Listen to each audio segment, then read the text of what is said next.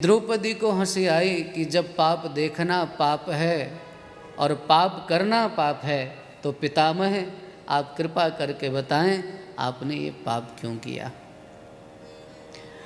वहाँ पर भीष्म पितामह ने बहुत सुंदर बात कही, बेटी कौरवों का अन्न खाते खाते मेरी बुद्धि दूषित हो गई थी। जो हम अन्न ग्रहण करते हैं ना, उसी से तो मन का निर्माण होता है, बुद्धि का निर्माण होता है। पूज्य महाराज श्री को एक बार सुन रहा था मैं आपके प्रवचन को, तो आपने ही कहा था कि जो इदम है वही तो अहम बनता है। जो हम ग्रहण करते जाते हैं ना, उसी से हमारे विचार बनते हैं। आहार का अर्थ बहुत छोटा मत समझना आप लोग। आहार का अर्थ केवल वो नहीं जो आप थाली में ले रहे हैं, आँखों से जो देख रहे हैं वो भी भोजन है, कानों से जो सुन रहे हैं वो भी भोजन है, त्वचा से जो स्पर्श कर रहे हैं वह भी भोजन है। आहार में केवल ये नहीं कि जो थाली में है वही आहार है।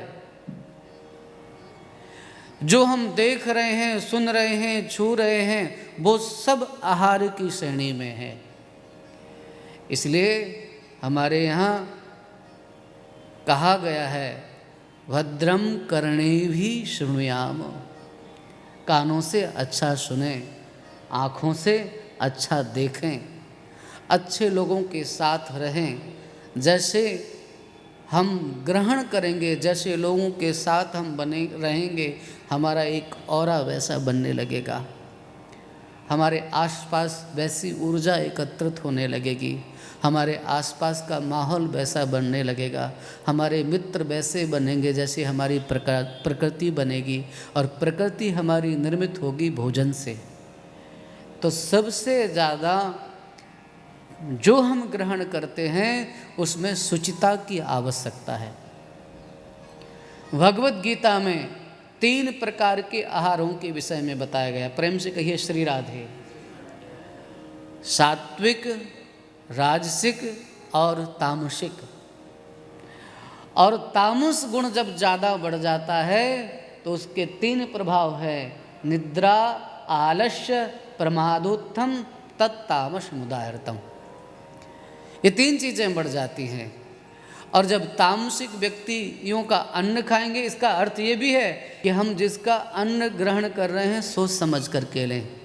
आप मिठाई लेते हैं ना, तो स्वीट्स जो हमको लेना है वो उस दुकान का बहुत अच्छा है, कपड़ा हमें इस ब्रांड का चाहिए, हमारी ये चीज़ हमारी गाड़ी इस कंपनी की होना चाहिए, हमारी शर्ट इस कंपनी की हो। बहुत सारी चीज़ें हम ब्रांड देख करके, पर आपके पास जो आ रहा है उसमें भी कुछ ब्रांड देखते हो कि वो कैसे भी आने दो, किसी भी तरह से आने दो।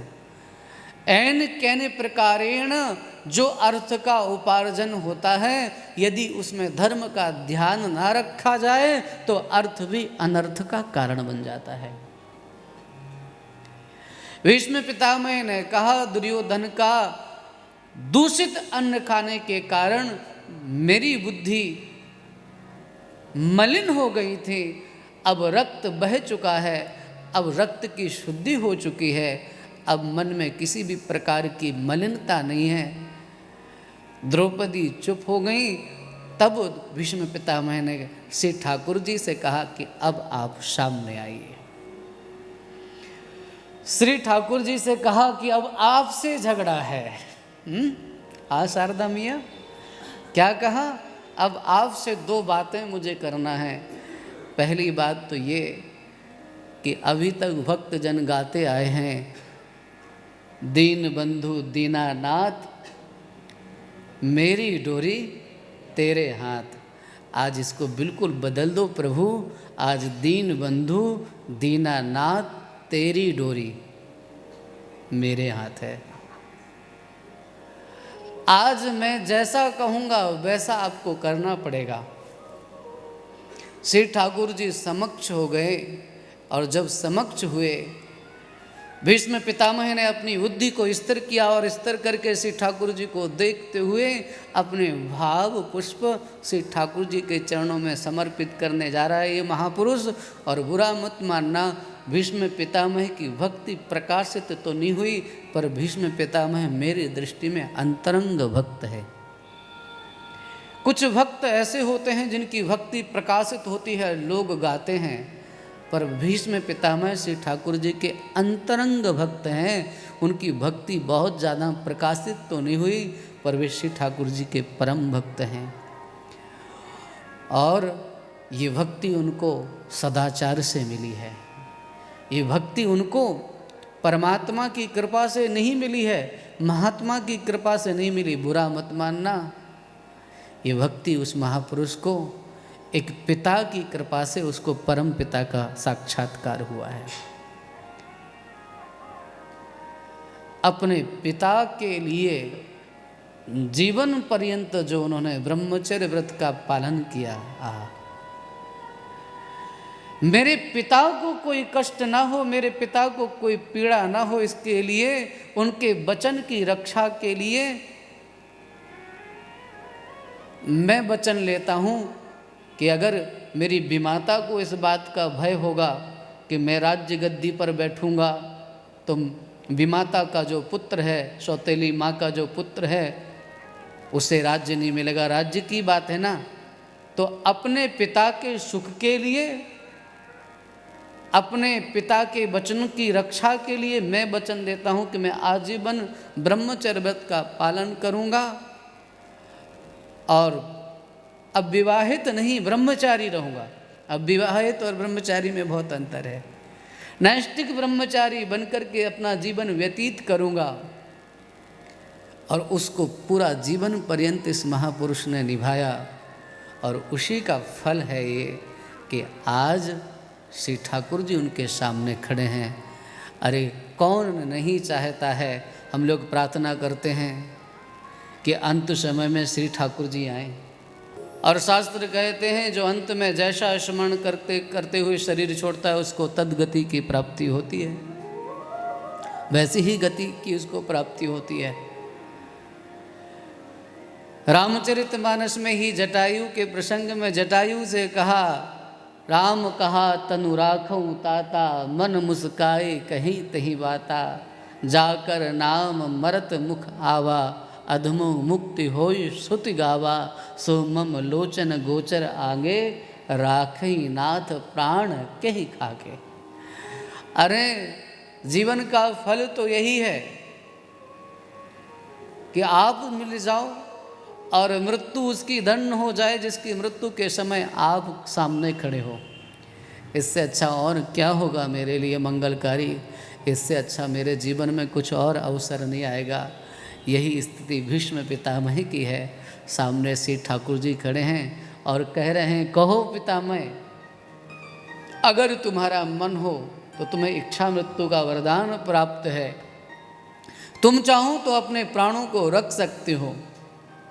लेकिन भीष्म पितामह ने कहा, प्राण रखने में फायदा नहीं है, ये अवसर फिर नहीं आएगा। प्राणाधार सामने खड़े हुए हैं, अब तो जिनकी ये वस्तु है उन्हें सौंप देने में ही भलाई है। ये देह का उपहार हे नाथ आपके द्वारा मिला है, आपकी कृपा से ही।